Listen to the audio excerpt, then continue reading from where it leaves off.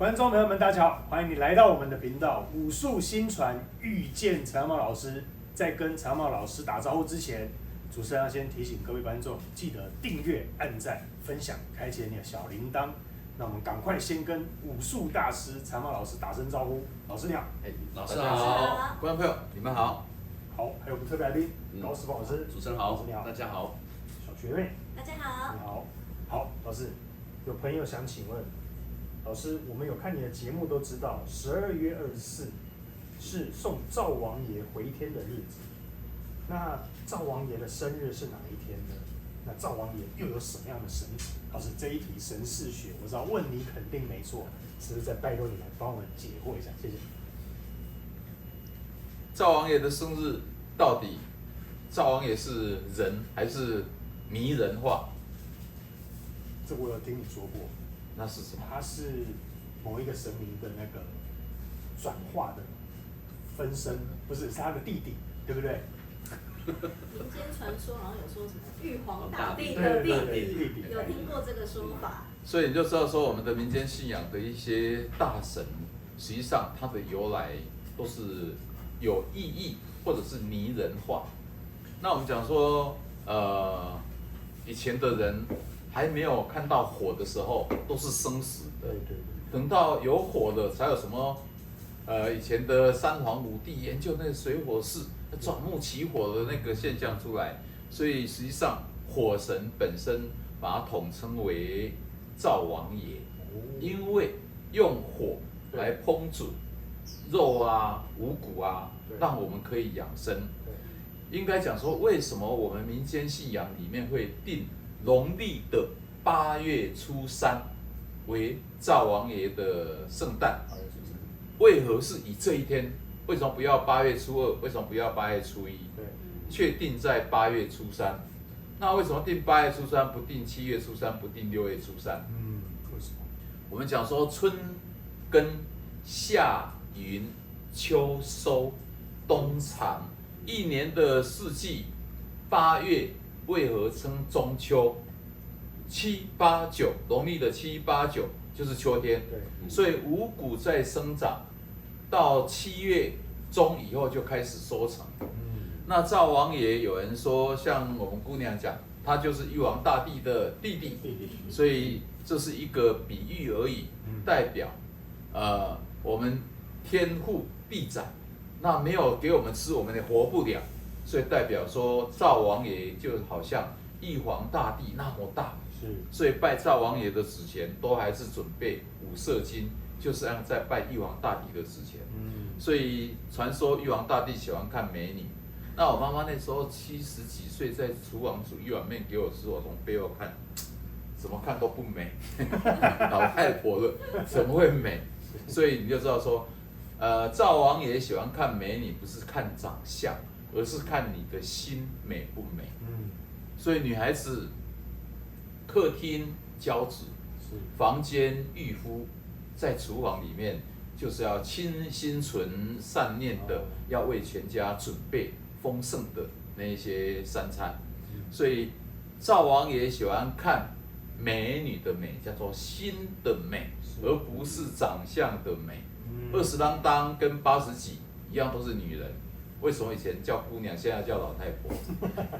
所以赵王爷的8月3号，是因为有人拜土地公，都认为2月2号土地公，所以2月2号、2月16，那每一个月的2跟16都是在讲1为黄天，2为后土。那赵王爷呢，就不跟黄天、不跟后土做计较，所以他退居到第3来。所以8月3号为赵王爷的圣诞，由来是这里，而不是赵王爷是一个人，还是一个人修行成神的。所以这就知道民间信仰给神定他的佛诞都有他的依据。赵王爷就是我们家的炉灶之神。那我们讲说厨房代表财禄健康，所以财禄健康是不是也是我们家的福神，也是我们家的财神？所以我们讲说，一个家它的炉灶的位置跟方向只要对，就代表我们这个家的食禄都是非常丰盈的。所以健康也有，钱财也有，身价身份都有。对，所以我们讲说，家家户户都有灶王爷，只是现在年轻人就硬凹一下，我们家没有大灶，只有微波炉，只有电器的那个炉，那也有瓦斯炉，那这些都不叫灶，这些都叫炉，所以没有灶王爷，只有炉王爷，没有。所以所有的跟煮东西给我们吃的，统称都是灶神，因为它都属于火神。是，所以为什么我们在厨房的时候，在煮饭、在料理东西，小孩不乖，不可以在厨房里面往外骂，一定要踏出厨房以后才可以教小孩。所以我有很多的客人，来让我看其他的问题的时候，偶尔他会问我一句：“老师，你看我的脸有一些那个伤伤疤疤，为什么都不好？”我看了一下，好像，哎呦，你好像在厨房有讲什么重话。刚好灶王爷刚好那天刚好坐在那边的时候，听到你讲这样的话，代表不得体，你这个颜面不好看，那不好看要让你谨记一下，所以让你就真的有那种不好看的感觉。所以那时候说，有些时候保养品再好，偏偏有些脸上的疤治不好，大概都是在厨房在应对进退会有一点点不得体。是。所以如果你觉得老师讲这边有道理，当脸上有这种现象的，何妨哪一天晚上洗好澡，然后更衣完整比较整齐的，站在炉灶前，双手合十跟灶王爷道个歉，对，说参拜灶王爷，弟子某某人。那今天以前如果有哪一天我有在这边的言辞不得体，那求灶王爷能够宽宥弟子年少无知，对，希望赦免我的过去讲话不得体的地方，应该很快这张脸会变得会比较漂亮一点。这是我试了好多的客人给的回馈。哇，真的老师讲这一段真的是神奇了哦，真的。那特别老师，我最后再请教一下，那这样听您说刚刚这个炉啊之类的，现在像年轻人套房比较多嘛，没有这种炉灶，那是不是只要有热水器供我们这个煮温开水的这些，也都算是灶王爷呢？温水瓶、开水瓶跟开饮机它不一样。温水瓶、热水瓶那都是煮好倒到一个容器里面。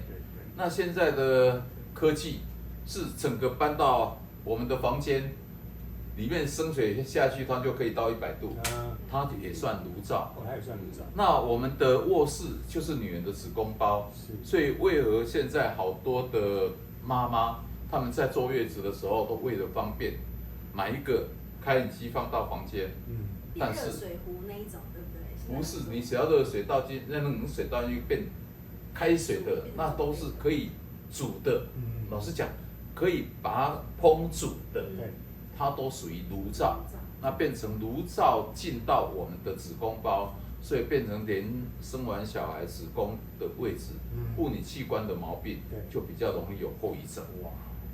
但是现在的科技，年轻人会说：“老师，你说的就算了，我们才不信。”我也没有办法要你们一定要相信，这是在整个阳宅的学理里面，它还是一个禁忌。谢谢老师，再次感谢老师的解说。老师，我再帮观众朋友问一个问题，就是说，既然灶王爷的话，他是主导我们一家的食禄之神，那我们逢他8月初3，要如何来拜灶神，来帮他做祝颂？好，那这一题我们留下下一集。好，再次感谢老师的时间。好了，各位观众朋友，我们还没谢谢老师，谢谢老师。观众朋友，这一题真的是很精彩，里面很多学问在里面哦。不光只是我刚刚提出来，这个对这个年轻人的小套房来讲，是不是也有灶王爷的存在？那以及如果把这个炉放到了小房间去，又有另外一个阳宅学的学问。好，再次感谢老师，记得这一片重复多看几次，传给朋友更重要。订阅、按赞、开启小铃铛，才不会错过下一支新影片。下次见，拜拜。拜拜。